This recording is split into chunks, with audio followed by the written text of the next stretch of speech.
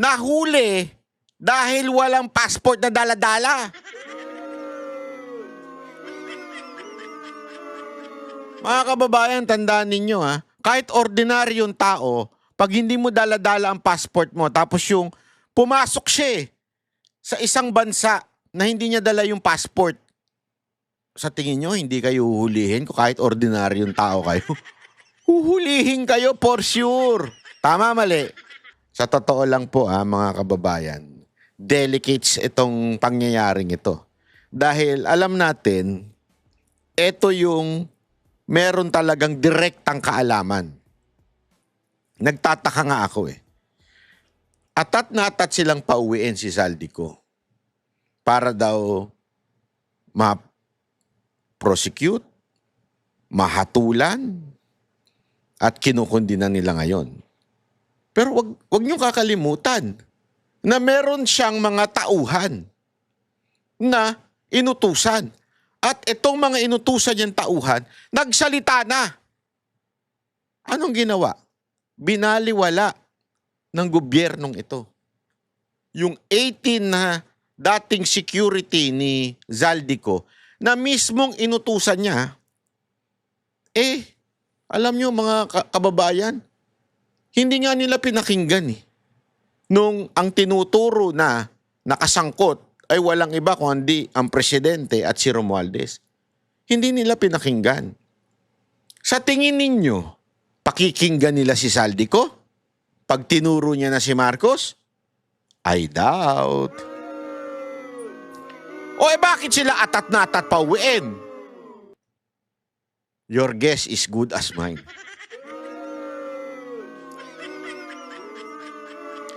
Dahil nagsiwalat na siya Hindi naman siya pinakinggan. Nagsiwalat na yung mga inutusan niya, hindi rin sila pinakinggan. Pero atat na atat sila, na kesyo iimbitahan pa daw sa Blue Ribbon. Abay, gago pala. Sorry. Abay, siraulo pala kayo Yun yung nandito na inutusan mismo ni Zaldico, hindi nyo nga inimbitahan Tapos sasabihin nyo nga, imbitahan namin si Zaldico. Ano kalokohan yan? Huwag nyo kaming pinaglululoko. Diba? Kung kayo luko-luko, kami hindi.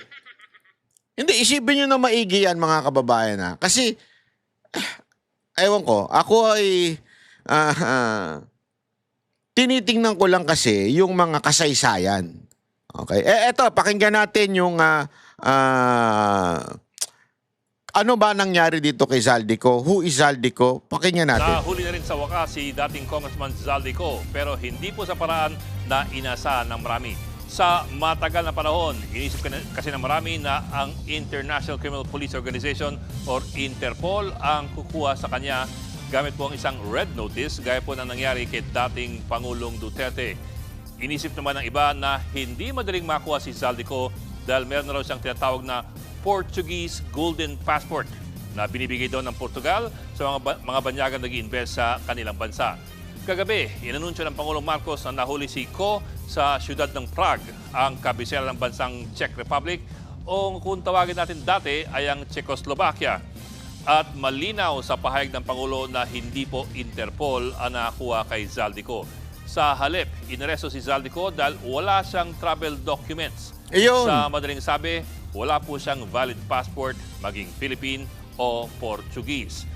Pero ang tanong, bakit masyadong bida-bida na naman si John Vic Remulla? Siya kagad na nagpa-interview nung umaga. Kahapon. Nung nahuli nung gabi, nung na-confirm nung gabi, umagang-umaga, unang balita, nagpa-interview kagad siya. Nakakala mo siya may kagagawan kung bakit nahuli si Zaldico. Yan yung mga katangian ng mga politiko na nakakasawa na, yung mga style Ontiveros, yung mga credit grabber, style Robredo, style John Vic Remulla. Yung mga credit grabber, nakala mo silang dahilan ng pagkahuli. Hindi ho. Nahuli dahil walang passport na dala-dala. Mga kababayan, tandaan ninyo kahit ordinaryong tao, pag hindi mo dala-dala ang passport mo, tapos yung pumasok siya sa isang bansa na hindi niya dala yung passport. Sa tingin nyo, hindi kayo huhulihin kung kahit ordinaryong tao kayo? Huhulihin kayo for sure. Tama, mali. Kaya siya hinuli. Hindi dahil sa effort ng gobyerno natin. Ngayon, tila, kasi pinapakita ko sa inyo yung konteksto. Ngayon, tila, sinasabi nila na parang, kita nyo na, may effort kami na sugpuin ang salarin sa flood control. Pero wait, hindi kayo may kagagawa ng pagkahuli. Ano palang nangyari sa mahiwagang Golden Passport na binigay daw ng Portugal? Misconception po kasi yan. Wala naman talagang Golden Passport ang Portugal. Ang meron po sila ay Golden Visa. Gaya po ng ilan pa mga EU countries, ang Portugal ay nagbibigay ng tinatawag niyang Residence Permit for Investment Activity or ARI permit sa mga piling foreign investors. Ito Mag-invest nga ako dyan nang magkaroon ako ng Golden Visa. pong Golden Visa Program kung tawagin, nagsimula noon pang 2013. Nagbibigay po ito ng permanent residency sa mga banyaga na mag-invest ng €250 million sa Portugal. Magkano ba yung €250 million? Kaya ko ba yun? Ay, hindi pa. Sorry naman. Kala ko ₱250 million lang. Pwede tayo dyan. Maging sa investment funds or new businesses o dati sa real estate. Magmula po noong 2013, 40,000 banyaga na ang nabigyan itong Portuguese Golden Visa. At kung meron ka nito, pwede kang mabuhay, magtrabaho o mag-aral sa Portugal. At pwede ka rin bumiyahe sa ibang bansa na kasama doon sa EU or European Union ng walang Schengen visa. Dahil nga, meron ka ng Portuguese Golden Visa at ang Portugal, siyempre, bahagi po ng EU. Ang Yun. suspecha ngayon na marami, ito talaga ang nakuha ni Zaldico, isa pong Portuguese Golden Visa. Pero ito nga, kung meron na siyang Portuguese Golden Visa, bakit pa rin siya dinampot sa Czech Republic dahil sa kawalan ng travel documents? Maring ito po ang dahilan. Ang anumang visa ay may visa lamang kung meron ka pang passport. Sa madaling salita, kahit isang katerba ang iyong visa, kung kansilado naman ang iyong passport, hindi ka rin makakausad. Sa kaso po ni Zaldico, ang kanyang Philippine passport kansilado na mula pa noong nakarang Disyembre dahil sa kinakaharap niyang kaso ng korupsyon. Kung ganon, kahit may Portuguese Golden Visa siya, katumbas lamang po ito ng tanso kung walang kadikit na valid Philippine Ayun. passport. Mga kapatid, Tanso, aba. Yung mga followers ni Marcos. Kamusta na mga tanso? Hindi, pero eto pansinin ninyo. Bakit tila atat na atat silang pauwiin? Hindi pagmasdan ninyo ito. Yan. Pinamamadali na ni Pangulong Bongbong Marcos ang Yan pinamamadali. Bakit? Wag nyo namang wag naman sanang maging Ninoy part 2 to Hindi naman magkakaroon ng revolusyon kung ito matigok. Pero wag naman ganun. Hindi naman tama yun. Ako, ang suggestion ko, mamaya ko nasasabihin. Pero para sa akin, bakit nagmamadali? Nagsalita naman na siya. Sinabi na niya yung salarin. Meron ding collaborating statement ang mga inutusan niya. Ibig sabihin, talagang nagtutugma-tugma ang ebidensya. Hindi naman ninyo pinakinggan. Tapos ngayon mamadaliin yung umuwi. Bakit? Makikipag-ex-deal kayo? Aaregluhin ninyo? Wag nyo na ako ituro areglado na yan. Ganon? Tapos, siya hindi magiging O baka naman gagawin ninyong state witness na naman yan, katulad nung pautot ni Bernardo. Di ba? Gagawin yung state witness yan, tapos ang ituturo lang si Romuald. Ako kasi hindi ako papayag. Hindi ako satisfied na ibigay ang ulo ni Romualdez, ibig sabihin ng ibigay ulo, hindi pugutan ha. Nililinaw natin kasi ang daming tanga dyan eh. Hindi gano'n. Ang ibig ko sabihin, para bagang sasabihin mo na, o ituro mo si Romualdez, basta iwas mo na ako ha, iwas na si Marcos. Ganun ba ang inyong plano? Ilaglag na si Romualdez? Ako hindi ko papayag sa ganun. Kasi again, di ba, sabi nga nila, hindi makakagalaw si Zaldico nang hindi gumagalaw ang speaker. Pero ang speaker, hindi rin niya makakagalaw kung walang presidente. That's the truth in our country. Kaya nga sabi nung sabi ng, naaalala ko, di ba, meron chika-chika, napapalitan daw ang speaker. Si speaker papalitan daw nung Puno. Ang sagot naman ni Puno, imposible yan dahil whether you like it or not, ang talaga namang namimili at nagkokontrol ng kamera, o nagbabasbas, nag-a-appoint o nag-a-anoint ng isang Speaker of the House, walang iba kung hindi ang presidente. Galing yan mismo kay Puno, yung sinabi niya. Kaya pinabubulaanan niya yung chismis na siya ang papalit na speaker. Alam naman natin na sila ay hindi na rin na pumapabor tila sa impeachment. So, imposible. Tama siya dun. Tama siya dun. Dahil malamang sa malamang talaga, totoo naman ng speaker hindi makakagalaw nang walang presidente. So, therefore, if Zaldico is considered as guilty na sinasabi ngayon ng ilan dyan, therefore, nakagalaw yan dahil kay Speaker Romualdez. At nakagalaw si Speaker Romualdez dahil kay President Marcos. Tama, mali? Bakit ngayon pinamamadali niyong makauwi? Ano plano ninyo? May plano ba kayo? Anyway, dagdagan na lang natin ng Terminal 5. Dagdagan natin ng Terminal 5 tapos ipapangalan ninyo kay Zaldico. Huwag ganun. Pauwi sa puganteng si Zaldico. Inaresto si Ko sa Prague, Czech Republic matapos tangkaing tumawid ng Germany nang walang dokumento. At live mula sa TV5 Media Center, nasa frontline ng balitang yan si Maricel Halili. Maricel, gaano pa katagal bago mapauwi ng bansa si Zaldico? Alam mo, Julius, kabilang yan dun sa mga inaantabayan na natin na ibibigay na detalye ng Malacanang. Ang sinasabi kasi baka daw abutin pa ng 3 weeks bago pa makabalik ng Pilipinas etong si Zaldico. Pero kanina nga sinabi lang ng Malacanang na isang welcome development para sa Pangulong Bongbong Marcos na finally ay naaresto na etong si Zaldico na itinuturing nga ngayong pugante makalipas ang halos isang taon na pagtatago niya sa ibang bansa. Mismong si Pangulong Bongbong Marcos ang nagkumpirma kagabi na nahuli na si dating Congressman Zaldico sa Prague sa Czech Republic. Ayon sa Pangulo, nahuli si Ko sa border ng Germany matapos tangkaing pumasok doon mula sa Czech Republic.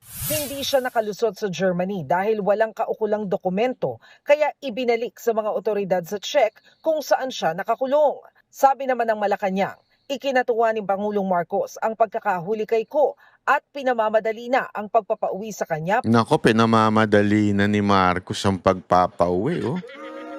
Alam na this. Para harapin ang alegasyon sa flood control scandal.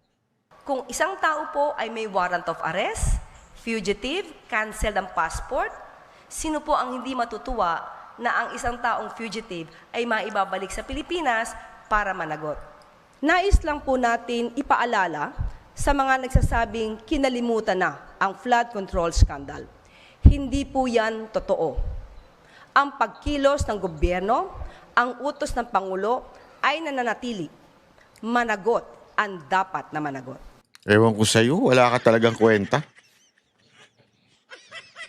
Wala talagang kwenta ito, no? Managot ang dapat managot. Nagsasalita na nga siya. Tinuturo niya na nga kung sino eh. Tapos nung nagsalita na siya, ayaw niyo nang pakinggan. Tapos sasabihin niyo, managot ang dapat managot. Ewan ko sa'yo, gulo mong kausap. Handa rin daw si Pangulong Marcos na makinig sa mga isisiwalat ni Ko. Ang dapat na tanong dyan ay kung handa ba si Zaldico na magsabi ng katotohanan. Ang tanong dyan, handa ba kayong makinig? Kasi sa inyo, ang katotohanan ay hindi ituro si Marcos. Sa inyo, ang katotohanan, kung ano yung convenient sa inyo. Pero yung tao, pag nagsalita na at itinuro na si Marcos at si Romualdez, ayaw nyo na. Di ba? Bakit? Bakit ganun? Hindi kayo handa marinig ang katotohanan. Kayo ang hindi handa. Siya handang magsalita, kayo hindi handa. Siya, stop that.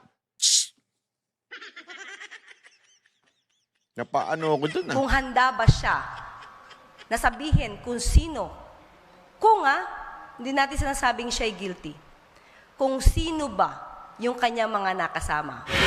Sa panayam ng Good Morning Kapatid kay Interior Secretary John Vic Remulla, sinabi niyang ang Department of Foreign Affairs ang namamahala sa deportation ng dating kongresista na posibleng abutin daw ng 1 linggo hanggang 1 buwan. He is behind bars. Ando doon ng police attaché ng... Ayan, no? Umagang-umaga, ume-epal-epal to. Pagkagising, oy! Nahuli na siya. Kailangan ko ng umepal. Kailangan ko na lumabas sa telebisyon at angkinin. Yan ang, alam mo, ito ang pinaka... Kung dati may Marrojas, may Marrojas ngayon. Ito si John Vic. Tapos, yung babaeng Marrojas, si Ontiveros. Embassy of the Philippines. The request for his extradition because of unwanted alien. Yes. Kasi wala siyang travel document. Ikaw, unwanted secretary. That is the angle they are pursuing. July 2025 nang mag-leave of absence ang dating kongresista para magpagamot daw sa Amerika. Binigyan siya ng Kamara ng ultimatum na umuwi pero hindi ito sinunod Biko hanggang sa magbitiw bilang Ako Bicol Party List Representative noong Setyembre. Nasa Paris, France daw siya nung buwan na yan. Nobyembre nang makita si Ko sa Japan ayon sa DILG. May ilang report din na nagsasabing nakita si Ko sa Singapore at Spain. Nitong Enero, sinabing nagpunta rin sa Sweden si Ko base sa isang notarized na petisyon sa Supreme Court. Matapos niyan, may impormasyong nagpunta rin siya sa Lisbon, Portugal. Nag-ikot din daw si Ko sa Italy at France. At saka nagtungong Czech Republic kung saan siya naaresto.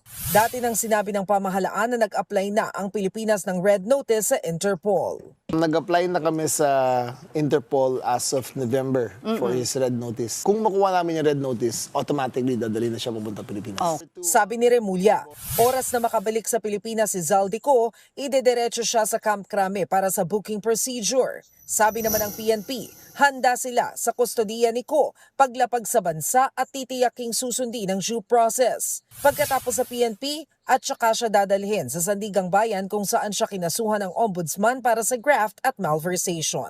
Fireworks na yan. Aabot pa kaya sa PNP yan? All bets are off. Di na natin alam ano sasabihin niya. Oo, wala pa But tayong at least he will be under... Di natin alam ang sasabihin niya. Nakailang video na siya. Ano yun? Nagbibingi-bingihan kayo? Hindi kasi itong ito yung packaging nila na meron pa talagang sasabihin daw itong si Zaldico. Ako wala na akong tiwala kung babaguhin niya pa yung sasabihin niya Kunwari, babaguhin niya pagdating dito na iba na kwento. Pagkatapos niyang sabihin ng detalyado yung ilang video niya lumabas, detalyado yun Tapos gayon biglang sasabihin na, nag-aantay kami sa sasabihin ni Zaldico. Lokohan to Totoo, hindi niyo ba naisip yun? Lokohan to Excited kayo sa sasabihin niya. Nagsalita na siya, hindi niyo pinakinggan. Sa Sandigan. He is liable for perjury kung magsinungaling siya ron. Lilitisin siya, ipapakita ang ebidensya laban sa kanya, and he has a chance to defend himself also. Julius Sheriel ngayon nga ay sinabi ni Undersecretary Claire Castro na ang mga development na ito ay patunay na hindi nakakalimutan ng administrasyon yung pagtugis dito nga sa mga sinasabing sangkot sa flood control project, hindi kagaya daw ng puna ng iilan. Uwe. Hindi daw nakakalimutan. Hoy, hindi nyo kagagawan yan, mga gingging kayo. Hindi nyo kagagawa na nahuli si Zaldico, tapos sasabihin nyo, hindi nyo kalimutan. Buti ka mo, nahuli ng gobyerno nila doon. Julius Sheriel? Masaya ang sabi noon ng DILG, may Portuguese passport si Zaldico. Posible rin ba na mapabalik siya sa Portugal at hindi dito sa bansa? Alam mo, hindi pa malinaw kung ano yung mangyayari sa ngayon na Cheryl. Dahil Alam mo bakit di malinaw? Kasi hindi naman natin kagagawa ng pagkahuli sa kanya. Kaya pasensya na pero katarantaduhan ang sinasabi ni Claire Castro na hindi namin nakakalimutan ng flood control scandal. Katarantaduhan yan. Wala kayong kinalaman dyan. Hindi nyo nga alam kung ano mangyayari kay Zaldico eh. Basta ang alam nyo lang, gusto nyo siyang pauwiin agad-agad. antabayanan din sana natin ang Malacanang na magbigay sa atin ng press briefing kanina dahil kabilang yan doon sa mga nais natin sanang linawin kung paano ba yung magiging proseso. Ang malinaw sa atin ngayon, mukhang wala nga tayong extradition treaty sa pagitan ng Pilipinas at ng Czech Republic. So ang aantabayanan natin ay kung mangyayari ba yung ginawa nila noon kay Arnie Teves na kinausap din ng pamahalaan yung Timor-Leste para diretsong maipabalik din dito sa Pilipinas. Ito namang si Zaldico, bagamat meron pang ang question tungkol dito sa kanyang mga dokumento. Cheryl. Yung sinasabi na hindi naman daw kaya nakalimutan lang ni Zaldico yung kanyang travel documents at syempre kapag na-present ngayon, absuelto na siya sa Prague. Oo, hindi pa natin alam yan. Ang makakasagot niyan yung mga legal expert, Cheryl. Dahil sa ngayon, ang ibinigay na detalye ni Pangulong Bongbong Marcos ay walang hawak na dokumento. Etong si Zaldico, kapag nakapagpresenta siya, tingnan natin. Pero malinaw din naman na meron ng coordination ang Pilipinas dyan sa Czech Republic na sinasabi na meron ng existing arrest warrant. Etong si Zaldico dito sa Pilipinas dahil naipaalam na rin naman ng ating pamahalaan doon sa ibang bansa na ito ay involved doon sa issues on anomalies. Kaya malinaw na wanted siya dito sa Pilipinas. Mase, mahigit 24 hours na mangyari ito, no? Meron na ba tayong representative na nandun o kaya opisyal ng gobyerno na planong lumipad? Nakikita ninyo, nababasa din nyo, tila walang kaalaman lang ng gobyerno kung ano mangyayari. Kasi nga, again, ulitin ko, hindi kagagawa natin yan. Ibig sabihin talaga, wala naman ng focus sila kay Zaldico hulihin at alamin ang katotohanan kasi nagsalita na yun dati. Anong gusto nila mangyari ngayon? Oh. Asap sa Prague para personal na makita itong si Zaldico? Ang malinaw sa ngayon, Julius, ang Department of Foreign Affairs, ang lead agency para ma-ensure na maibabalik dito sa Pilipinas etong si Zaldico. Meron din namang mga representative yung ating Pilipinas dyan sa mga embahada sa Europa. So I think it's safe to assume na meron nang nakikipag-coordinate dyan personally para makita kung ano na ba talaga ang totoong estado nitong si Zaldico dyan sa Czech Republic. Lalo na't malinaw din naman ang utos ng Malacanang na nais nilang maibalik dito sa ating bansa kung sino nga yung mga involved o posibleng involved dito sa anomalies pagdating sa flood control. Julius. Maraming salamat, Maricel Halili.